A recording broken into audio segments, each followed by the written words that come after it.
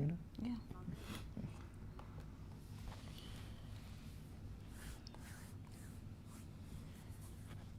Hey crew, welcome back to our channel. My name is Stacy. And my name is DJ, and this is After The Vows, where we have real deal conversations about marriage. So if you like content like that, make sure you hit that subscribe button below. And today, we're talking about communication, how to win a fight in a marriage.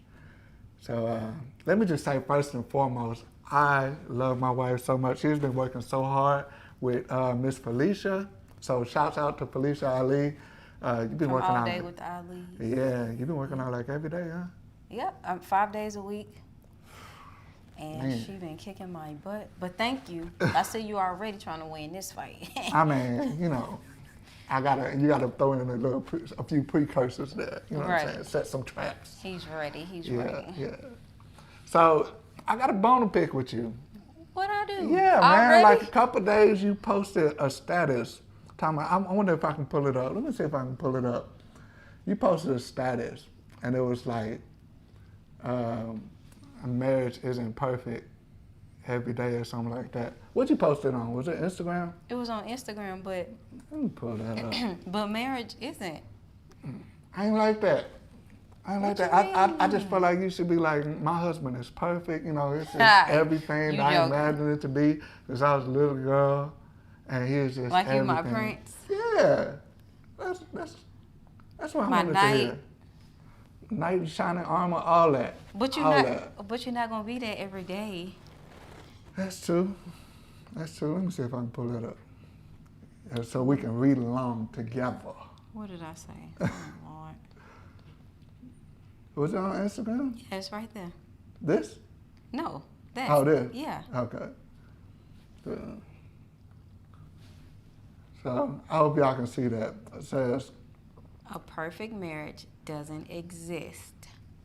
however, if we make it a priority to pray through the tough moments, laugh together often, and support one another, then #married life is definitely worth it. That's true. That sounds like a struggle. And before I posted it, I asked you. I said, "How does it sound?" you said. I said it sounded like a struggle. He said, "If that's what you want to convey, that marriage is a struggle. Some days, it is. Let me know if y'all agree with me or not. Not every day is sunshine and rain. I mean, I guess you get rainbows after the storm. Dang. No, yeah, that's absolutely right. And you know, we was actually listening to Jagged Edge on the way. Shouts out to we've been listening to old school music lately. have. Like, I don't know if the older you get, the further you go back in time in the timeline when it comes to your music. Yeah. But shouts out to Jagged Edge, Mint Condition, New Edition, who else? Case, We are- SWV, Tough Back. We are, what is it, at the cusp of being millennials. We Okay. barely made it. This is a millennial marriage, but yeah, we old school. Yeah. I didn't think we were until we were both in the car just singing as loud as we could. Yeah. And you don't realize how many songs you actually memorize. Right, and I'm like, wait, I feel like an old. Should we be listening to Cardi B right now? Is that what should be? Oh wait, no. But I still turns up to Cardi B when I'm working out. Okay, workout. Yeah, you my gotta trainer listen to know. whatever gets the energy going. Yes, so, turn on some Cardi B Yeah. because we might just start twerking in that thing. Yeah, but- shouts out to Yolanda Adams, but it's kind of hard to do some squats. To what I'm Right. saying. I'm It's trying. really hard. Her program that I was in was busted. But I'm trying to grow trying to do some. grow this Never backside. would have made it. Try to work out. Right. Yeah, that But, was rough work. Yeah. So But bring back. I forgot what I was saying. So Jagged Edge. So that was a part of the song where you were saying if it was meant to be, then she'll come back. Mm-hmm. And I don't necessarily think that's true, cause that kind of notion, it kind of creates this vibe we're meant to be. So no matter what happens, we're gonna be happy together. It's nah, it takes effort. Like you said, it does Right. take prayer. I mean, you're right. You're right. that's all. I just don't want to hear that. He trying to win this Yeah. fight. Because if you don't say that, then you're not winning. Did you see that thumbnail? It was What they say, you get more something with honey. I know forgot. what you're talking about. I can't quote it. Let's see. We can I pull can't it up. quote it. More blank with More bees with honey than vinegar. than vinegar. So why would I be all sour and salty? Okay. Yeah. Right. Okay. You get it? Yeah, I mean, yeah, it's true, and you know, there are Bible scriptures about that. I think it's you know, the one that talks about that you can win your husband over without a word, you know, by being a certain type of modest, you know, godly woman. Why are you trying to lower your voice down when you? I got to put some respect on the Bible. All right. Yeah. You going into your boobage. Oh, my mic is. Shout out to Check 1, 2. Our right. audio technician over there. Right. Shouts out to Eric. Shout out to you, boo, because we would have lost the sound. But yeah, it's definitely important. And I thought about, the reason why I thought about, you know, this topic was, because I think about my dad, like, I don't really remember seeing him emotional. Like, I don't remember hearing him, you know, yell at us. He whooped us one good time. Don't get me wrong. My dad whooped us one good time, and it was yes sir, no sir for the rest of my life. I still say it to this day. 35 years old, I still yes sir, no sir. My dad, yeah, he put some respect on that belt for sure. Mm-hmm. But you know, I don't really remember seeing him emotional, and I thought about like why that is because you know, and I think about my personality early on in this marriage. Like whenever I would get upset, you know, I would shut down or leave. Know? Yeah, shut down or leave. And it's like, that's not necessarily how you win a marriage. Like my intentions were, win an argument. You know, my intentions were good because I didn't want to fight, I didn't want to yell, but at the same time, I left you in this funk of like, okay, I'm trying to, you know, express myself, and you didn't really have an outlet as well. So it wasn't fair to you. And in the end, it wasn't fair to me, but I didn't have the answer at the time. Well, even if we went to counseling, the counselor would say, you know, table it and come back and talk about it later because you weren't in the emotional space, like in the mental space to talk about it at the time because I guess you were emotional, so you weren't in the mental space to have a, you know, respectable conversation about it without yelling.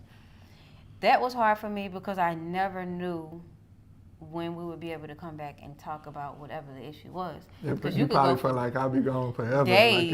Like, yeah. Never coming back, no. Which that never happened. You were never gone for days. But it's like, with me, after a certain time, if we didn't talk about it, it kind of got swept under the rug. And then so it just kept building and building and building.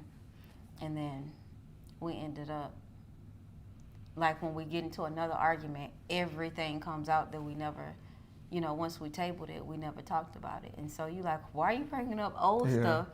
Like we never sat down and had a decent conversation and resolved it. So that was, you know, my issue. So yeah, I can see that. So how have we learned from that? I think one crucial thing for me is knowing, like, in myself, like, I'm not going nowhere, you know. I love you. I want this marriage to work. Not that we were meant to be, but I want us to be, you know. And that's why I disagree with that notion. As much as, you know, sweet and candy as it sounds, it's just, like, I can't forego my responsibility to you to make you want to stay, to make you want to be with me forever, or make it easier for you to make that decision. I can't make you do anything, but you know, every day we wake up, we have to make that decision, you know, to be stronger, to move forward, to act in our purpose. And I can't just act, you know, I have to take that serious. I can't act how I want to act and expect for you to uphold, like what you said, till death do us part. I can't act any kind of way that I want, you know, and I think that goes back to, you know, loving your wife as you love the church, as well as, you know, loving your wife like she is your own body. And it's like, I have to really, and I know at first it really sounded like that's impossible to do, or that's a struggle to do, but when you really understand, at least for me, over the time of really understanding the context of, the roles in our marriage, it's hard for me not to do it. You know what I'm saying? Like if I ignore you, like, okay, well, I wouldn't want to be ignored, so let me not do that to her. And I wouldn't want to be yelled at. I would want to be heard. And I've also learned with you, there's certain times where you're not really hearing what I want to say. Or you're not really hearing me as I'm talking to you. And I can kind of see it in your eyes. I don't know if your eyes like glaze over or you just like, it's just like certain moments you just straight up tune out. And I realize. Oh, like if we're upset with each other? Yeah, like if you're upset about something, like you're not Yeah. really listening to me. And I just stopped taking that personal. I used to take that really personal, like, I got a voice too, you need to hear my voice and, blah, blah, blah. And it's like, when you put it in the context of forever, like, okay, I'm not leaving this person, that gives more patience, to where it's like, okay, well, if I can't express myself today, I'll do it tomorrow, I'll, bring it up another time. But now I could just listen. I'm cool with that. What's the rush? You know what I'm saying? It's not like a rush to resolve this issue. And then that, and the humility of knowing that I don't have the answer. So this here is a conversation about how to win a fight in a marriage. And as you can see in the thumbnail, I kind of played out that new Mortal Kombat movie. Shout out to anybody who watched that. But I don't have the answers. And I don't think either one of us have the answers, but it's just about communicating and really humbling yourself. Definitely humbling yourself. That was hard. that was one of the pride was just a lot. Like in the beginning of our marriage, it was like, I don't need you. Like half the time I don't want you, but it wasn't real. It was all, of course, pride. Yeah, pride that blinds you from some stuff. And it'll make you miss your blessing. Yeah, definitely. Really? Ooh, yeah, definitely. Did they hit you? It did. Ooh. It did. Because I feel like, and that's part of the reason why we don't have the answer, because we still deal with pride. Like we ain't got it all figured out. There's times where, we've been going back and forth, and it's like, I want to say this, but it's like, am I speaking in truth and in love at this very moment? And it's like, if I'm not, just like, it's okay to not have the response at that moment. Like I think that pride to give us the tendency to want to have the last word and say something that's really impactful to make that person stop in their track. But it's not about that all the time. Sometimes you might have that, but it's not about like hurting that person's feelings or, not necessarily getting you to stop in your tracks. It's just about like seeking a resolution, right. And we don't always have the answers, Right. And I realize that that's okay. So right now I can just listen to her, and she might just really feel like venting. And half the time, that's what it is. Like you just got to say it out loud. I don't know if you're thinking it in your head, and just once you say it out loud, you realize like, okay, well, I am venting, and a lot of times you'll come back and we'll be smiling and joking again. So, right. I think what a lot of men don't realize is, I don't want to say for all women, so I'm gonna say us. I think what you didn't realize is I feel safer in this marriage, or more secure in this marriage, knowing that every little thing is not like, oh, I want a divorce. I want, like, this is like that we are in it for the long haul. So it helps me to wait on a certain issue. You know what I mean? Like, it can be pillow talk later tonight. Yeah. It might be something we'll laugh about later because we was in our feelings. So just taking divorce off the table, especially all that we've been through over the summer. Yeah. I think that helped me out a lot with opening myself up to you. Even after almost 10 years of being together, but 9 years of being married, it was still a lot for me to open myself up to you. So I'm glad we finally in that space. I mean, it was a long time coming. Because we weren't doing it right in the beginning. And I would say that I misunderstood the security that women need, and as a lot of men do, I'm sure, but, we think about financial security, like I got to be able to provide for her and stuff like that, but I never really took into context emotional security, and I think that's kind of what you're speaking to. But, so you feel like more emotionally Secure, yes. Well, I'm glad. Yeah, I'm definitely glad of that. Because, I mean, I ain't going nowhere. Right. But it's like, it wasn't like a wake up and make a commitment, like we're going to mutually decide to take divorce off the table. Right. I think that was just something that, a revelation, I could say for me, that, I don't, and it was never like that. Whenever we get into arguments, it was like, I want a divorce because I can find somebody to do better. Or, it was never like that. It's just like, I cannot figure out how to get this marriage to work. Right. It's not working, and I don't know why. So I think that was, 9 times out of 10, if not 100% of the time, that was the reason why divorce came up. Like, I didn't have an answer. And now it's just like, I don't have to, I don't have to come back with something. Just like, okay, we're not getting along right now. That's okay. I think the part that brought us closer is when we separated and I realized that I didn't need you, but I want you. And that's what I've always wanted. Like, I didn't want you to feel like you needed me. I don't want to feel like I need you.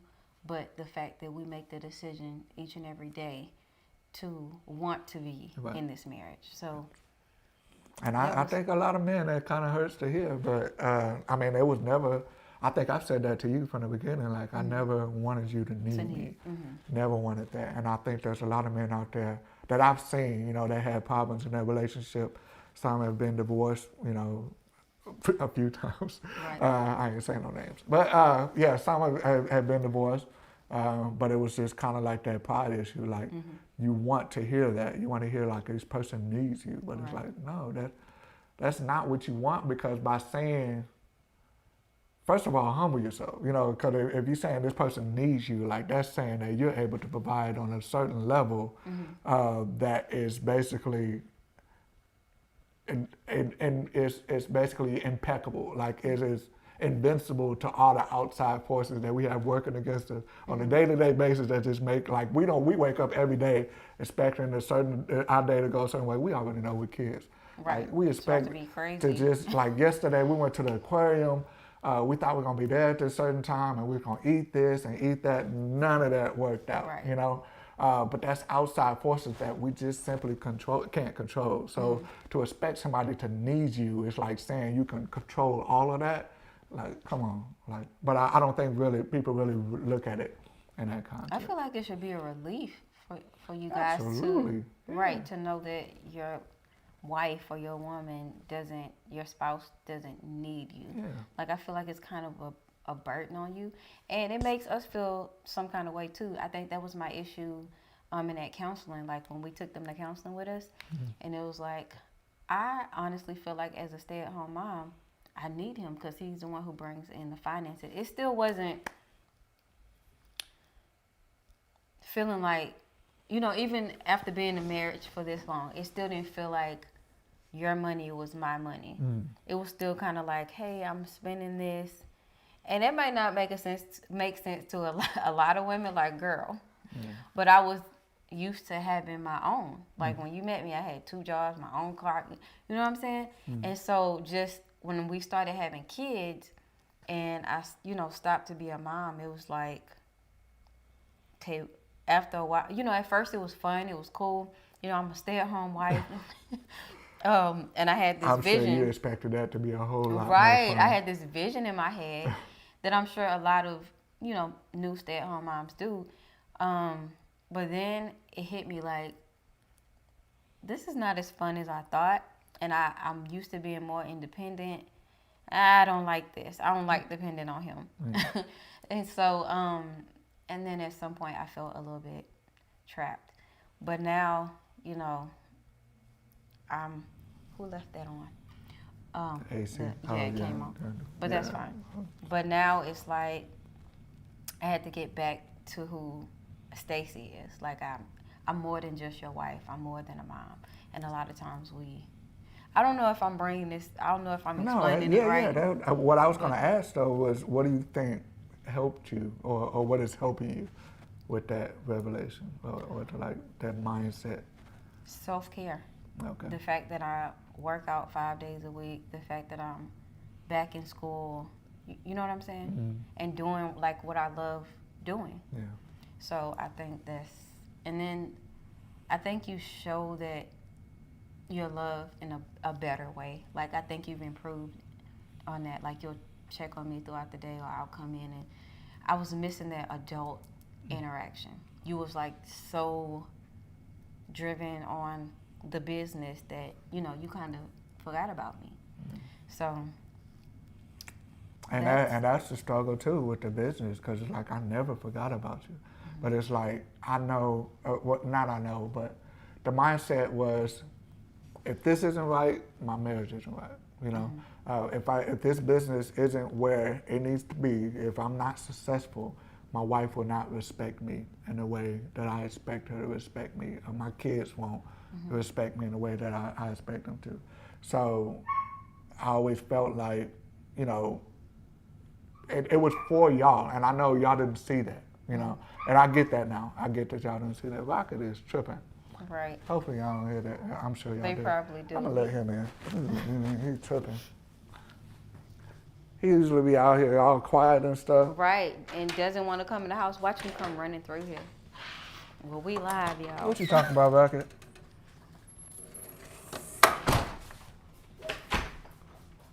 Don't even come over here either. Stay over there.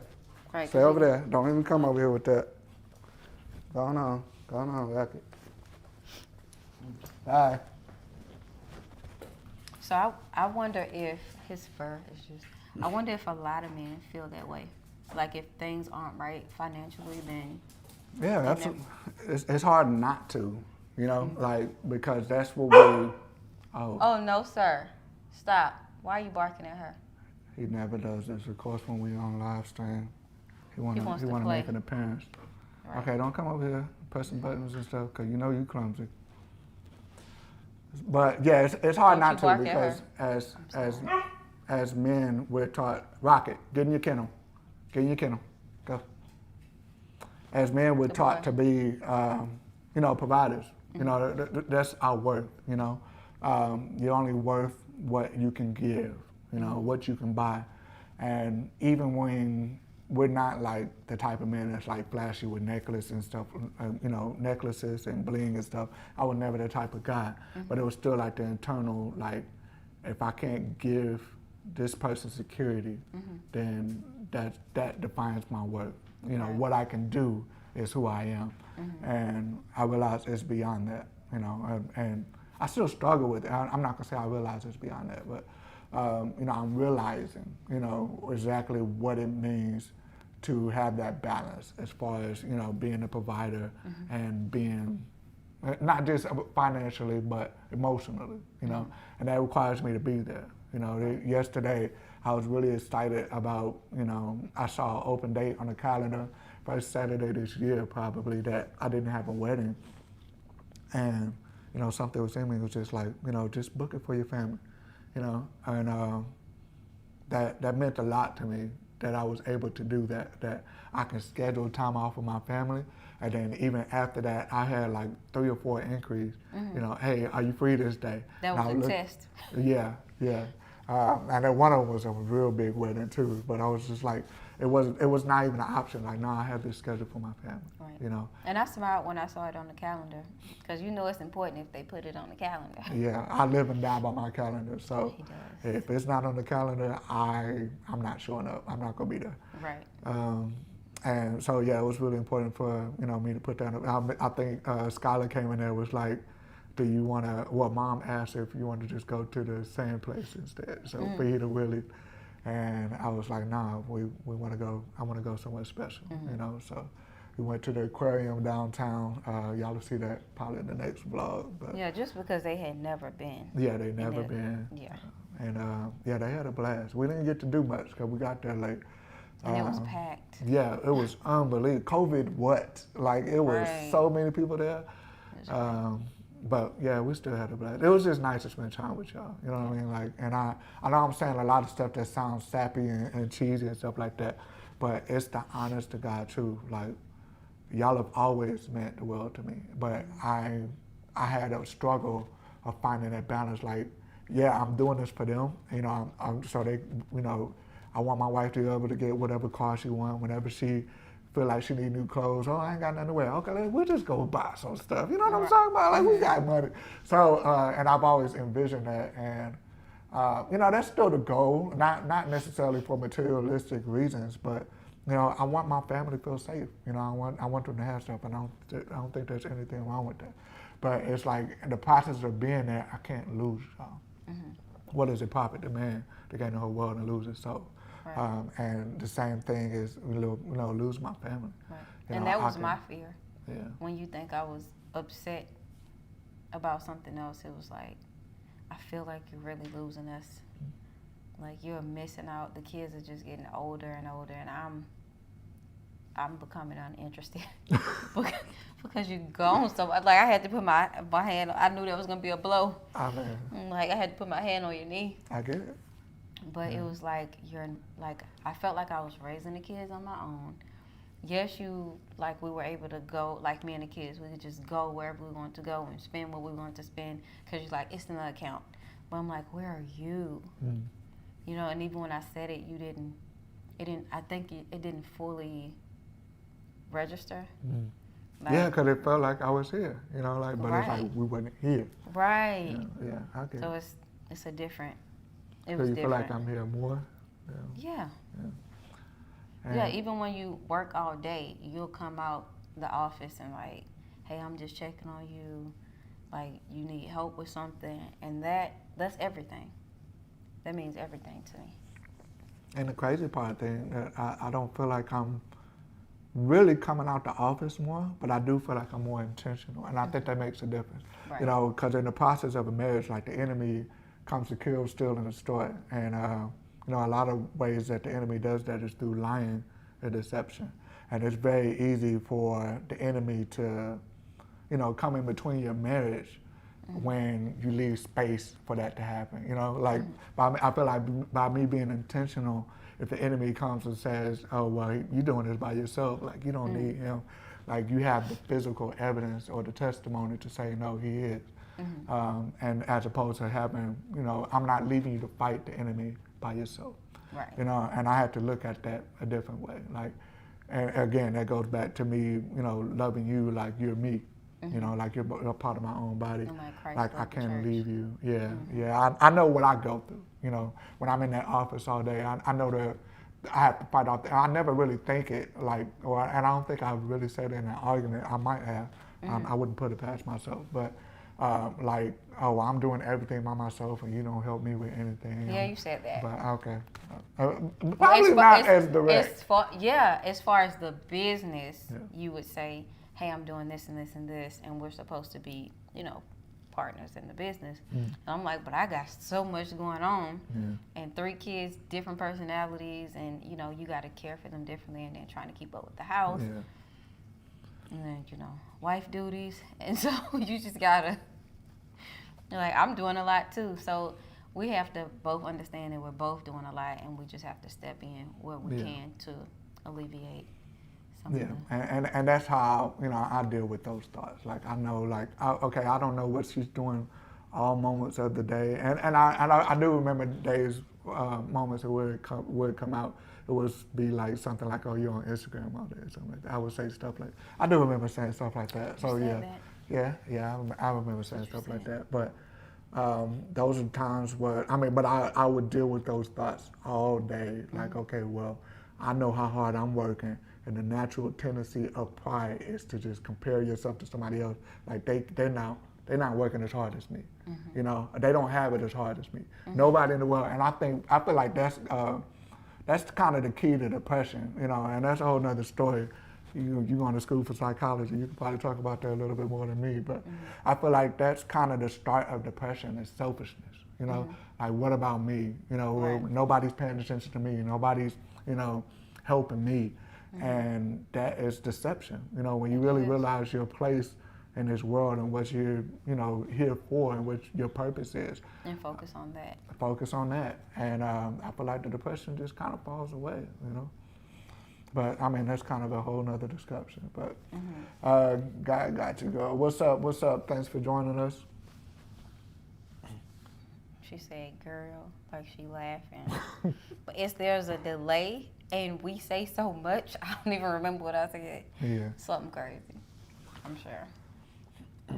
But yeah, that was it, man. Like, I mean, we ain't got the answers, Sway. We ain't got the answers, but you know, I feel like that was something that would probably help somebody else to at Well, least like, share. like a little bit, telling our what we go through and putting away our pride, humbling ourselves, be intentional. Yeah. So those are some of the answers, but it's a hard pill to swallow sometimes. It is. In marriage, when you have to deal with somebody every day, and I don't mean deal with, but you know they're in your life 24/7, and you have to learn to adapt to the way they are. You know, we both have to adapt because we were raised differently. Yeah. Different personalities, different beliefs, different expectations. Yeah. Right. And that was one of the things that my pastor taught me was the biggest cause of frustration is unmet and uncommunicated expectations. And that always, I know that sounds like a mouthful, but it's basically like I walk in the house, I expect, you know, dinner to be made or something like that, but I never communicated that to you. So I'm just coming in the house frustrated every day, like dinner is never made, dinner's never here, and I just like keep ruminating on that, and then that grows into something more. And that's probably a very surfacey example, but it's very easy for that to happen, like on every little thing. What's up, Rocket? He wants some attention. Yeah, he always do.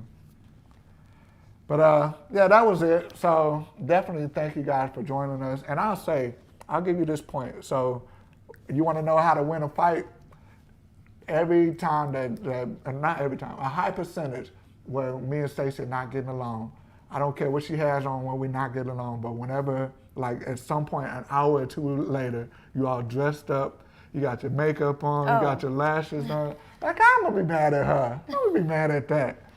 You still make me plates, like when you're upset. Oh, yeah. You'll still cook. You still gotta eat, even if we don't like each other. That's not fair. She don't fight fair. That's fair. But no, what do you say? All is fair in love and war. All is fair in love and war. Yeah, and I appreciate it. You know, I just want to thank you for your grace. Thank you for. I mean, we stuck in there. You know what I'm saying? We went through some stuff, and we stuck in there. And we made it. Yeah, God's grace. Yeah, definitely. So thank you guys for watching. Again, this is After The Vows, where we have real deal conversations about marriage. If you like content like this, make sure you hit that subscribe button below and share it. If you feel like it'll help anybody, if it helps one person, we're humbly grateful. So with that being said, my name is DJ. And my name is Stacey. Out that thing.